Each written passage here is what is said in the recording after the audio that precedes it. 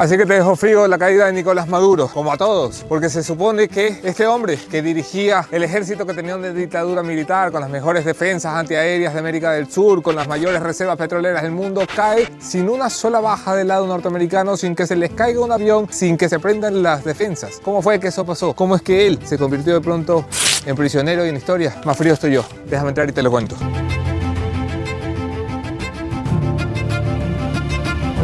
Yo sé, la pregunta es ¿cómo? ¿Cómo lo hicieron? ¿Cómo pasó? ¿Cómo entraron en una ciudad naturalmente amurallada, con defensas antiaéreas rusas, y agarraron al dictador más potente de América del Sur? Lo subieron a un avión y se lo llevaron sin una baja. ¿Cómo es que todo esto pasó? Yo soy Anderson Boscan y lo leí en el periódico. Te lo cuento.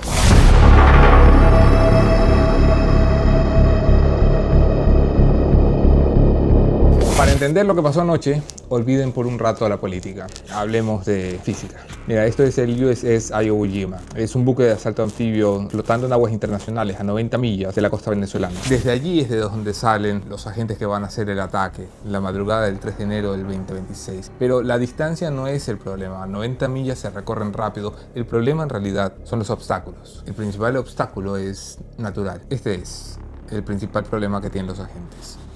Entre el mar venezolano y la ciudad de Caracas existe esto, un lugar que se convierte en una especie de muralla, que es el Monte Ávila. 2000 metros de altura, protegen completamente a la ciudad de Caracas, a la capital de la República, y obligan a los pilotos a entender una realidad fácil. Si vuelan muy alto, van a ser detectados por los radares. Si vuelan muy bajo, van a estrellarse contra la montaña. El Ávila, como lo digo, es una muralla, y detrás de esa muralla, por si fuera poco, existe un sistema de defensa antiaérea que es el más denso de América del Sur. Son radares rusos S-300VM, que tienen misiles Buk M2, es decir, era un dictador bien protegido. ¿Cómo fue que entraron? Los analistas creen que entraron por la grieta, la única que había, la autopista. Pero antes de entrar en algo tan arriesgado, tuvieron que, por así decirlo, apagar las luces. A las 12:15 de la madrugada, los aviones de guerra electrónica de la Marina lanzaron un ataque invisible. No destruyeron los radares, como algunos hubieran presupuesto, sino que los cegaron, utilizando ruido blanco digital de pantallas de los operadores venezolanos. Y durante 4 minutos, la defensa aérea de Maduro se quedó ciega y sorda. Pero la verdadera preparación había empezado muchos meses antes.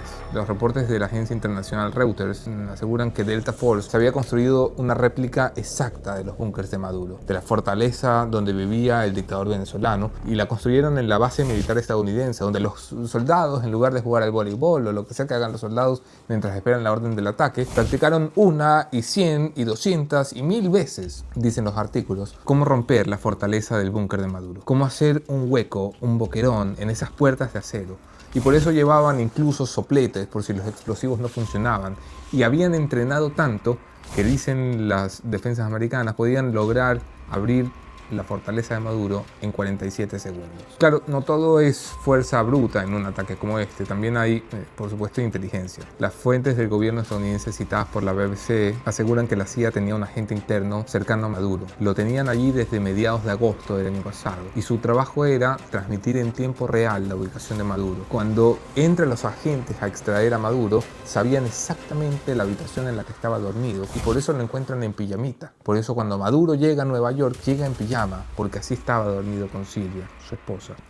Alguien en su círculo íntimo traicionó a Maduro al punto que reveló cómo se movía, dónde estaba, qué comía. Ese agente es la razón por la que se supo exactamente dónde golpear. Pero volvamos a la operación. 1:01 de la madrugada, hora Caracas. 4 helicópteros MH-6 Little Bird y 2 Black Hawk modificados, 160 Special Operations, despegan desde Iwo Jima. Vuelan sin luces, vuelan sin radio, a tan solo unos cuantos metros sobre el agua para esconderse debajo de la curvatura de la Tierra y poder evitar los radares. El objetivo no es Miraflores, como muchos creerían, el Palacio Presidencial. No, el objetivo es un lugar que se conoce como La Roca. Es un búnker fortificado en Fuerte Tiuna, el corazón militar de Venezuela. Aquí viene algo que Trump confirmó en su conferencia de prensa de esta mañana. Cuando llegaron allí, llegaron porque un ataque cibernético, todos lo sabemos hoy, logró dejar a Caracas sin energía eléctrica. Trump dijo algo así como: estaba muy oscuro cuando llegamos. A la 1:18 de la madrugada, los pilotos del 160 SOAR, conocido como los Night Stalkers, vuelan dentro del cañón de la autopista Caracas-La Guaira y están volando entre los viaductos, esquivando los cables de alta tensión que no pueden verse muy bien ni de día. Si un conductor, de hecho, hubiera pasado por la autopista en ese mismo momento y hubiera mirado arriba, no habría visto a los cazadores de Nicolás Maduro, pero los habría escuchado. Ellos pasaron por el túnel del Boquerón 1, del Boquerón 2, y de repente, ante sus ojos, se tiene que haber abierto Caracas, que es un valle rodeado de montañas. A la 1:30 ya estaban en Fuerte Tiuna, en la verdadera esencia militar de Venezuela.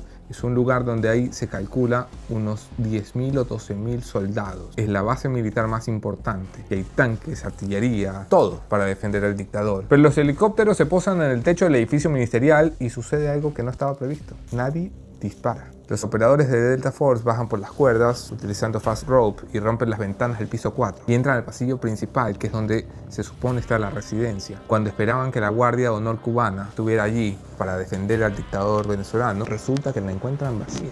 Ojo con esto, no es que los sorprendieron durmiendo, no, es que los guardias prácticamente no estaban dispuestos a reaccionar, no estaban dispuestos a defenderse. Hubo unos disparos al aire, ninguno letal, ninguno mortal, habían recibido una orden.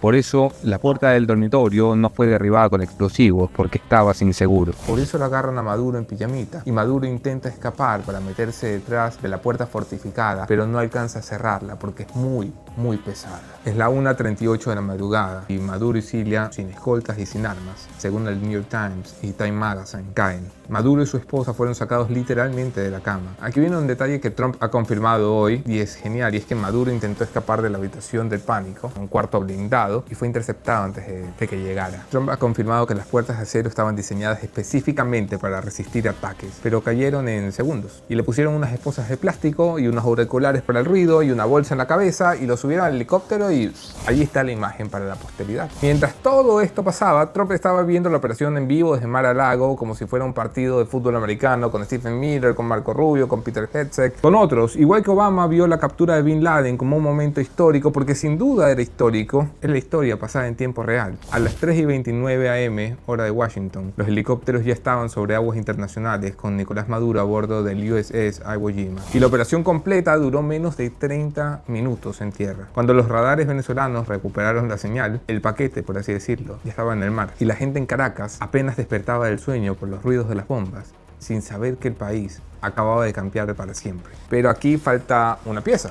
Claro, porque esto no empezó anoche, sino hace meses en una negociación secreta que fracasó. Escucharon, ¿no? Maduro ofreció de todo, dijo Rubio. Según reportes del New York Times, Maduro intentó desesperadamente negociar en las últimas semanas y ofreció petróleo, elecciones nuevas, amnistía para todo el mundo. ¿Qué pedía el cambio? Quedarse un rato más en el poder. Trump confirmó hoy que él personalmente vetó ese acuerdo y dijo algo así como: lo que hizo con las drogas fue algo terrible, espantoso. Dijo que no, y dio la luz verde a la operación Resolución Absoluta, con la que finalmente, el 3 de enero del 2026, después de 26 años de chavismo ininterrumpido, Venezuela tiene la oportunidad de un cambio. Y los planificadores militares le pidieron a Trump, después de recibir la orden el 29 de diciembre, que por favor lo esperaran porque tenían que tener mejor clima y menos nubes para las cámaras térmicas que usan desde los helicópteros, porque es con esas cámaras con las que controlan la presencia de movimiento humano en la zona. Hay otro detalle militar clave en todo esto,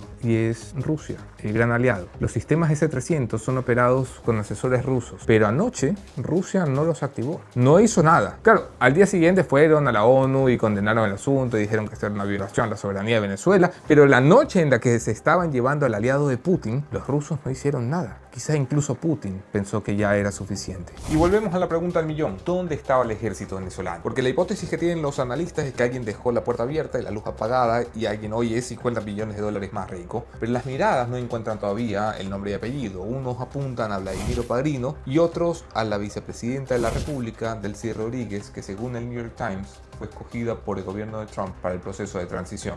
Son las 8 de la mañana en Caracas y el sol sale, pero el dictador ya no está.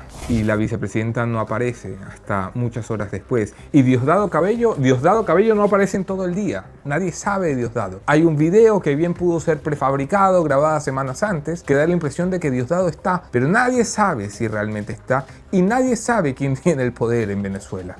Ha habido manifestaciones. Delcy Rodríguez salió a exigir pruebas de vida de Nicolás Maduro y dijo que ella se haría cargo y básicamente mantuvo la narrativa chavista de que Maduro no está preso sino secuestrado. Y Padrino, que es el hombre de los militares, es tal vez la figura más enigmática de toda esta historia. Es donde está el verdadero giro. Vladimir Padrino López, ministro de Defensa. Él publicó un video diciendo que las tropas seguían a órdenes del presidente Maduro. Pero Maduro, sabemos tú y yo, está en Nueva York diciéndole a los agentes que lo reciben Happy New Year, burlándose incluso de su peor momento. Entonces, ¿de qué órdenes habla? ¿Órdenes de antes de ser capturado? ¿O están fingiendo que Maduro sigue el mando? ¿O está fingiendo que sigue siendo leal a Maduro? Porque claro, la hipótesis de muchos analistas es que Padrino está jugando a los dos bandos y que tal vez él fue el que despejó el camino para el golpe que se dio. Mientras tanto, María Corina Machado, la líder opositora, está llamando al ejército a abandonar el chavismo y Edmundo González a que se lo reconozca como presidente legítimo, y Trump pone la mirada en Delcy Rodríguez como aquella persona con la que podría intentar tener relaciones para un periodo de transición que termine en una especie de transición democrática o algo así. Hay gente celebrando en Miami, en España, en Buenos Aires, en Bogotá, en todas partes menos en Caracas,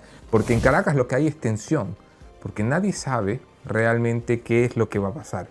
Todos saben qué es lo que ha pasado, pero nadie sabe qué es lo que va a pasar. Trump ha dicho que Estados Unidos va a dirigir Venezuela temporalmente hasta que haya una transición juiciosa, es el término. Y eso, que suena a ocupación, y sabemos todos que las ocupaciones suelen tener sus problemas, ha traído pues reacciones virulentas en la comunidad internacional. Y eso será seguramente la discusión de los días venideros. Mientras tanto, lo que no está en discusión es que la operación Resolución Absoluta fue un éxito táctico perfecto. Fue quirúrgico, fue limpio, fue de película, pero la política es sucia y lo difícil no es lo que ya pasó, sino lo que está por pasar. Fácil es sacar a un dictador, difícil es qué va a pasar con ese país que durante 26 años dirigió, sin que haya hoy nadie al volante. Así fue como cayó Nicolás.